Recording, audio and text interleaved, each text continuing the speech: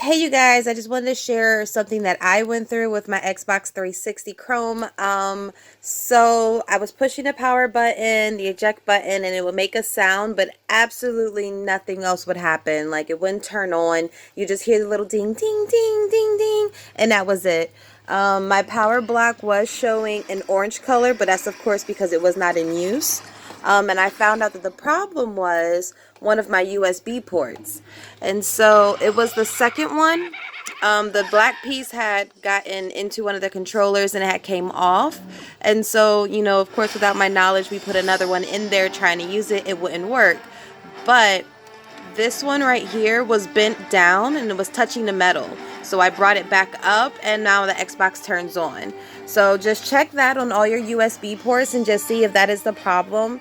And you're supposed to have 4 little prongs inside. So just check that. Hope it works for you.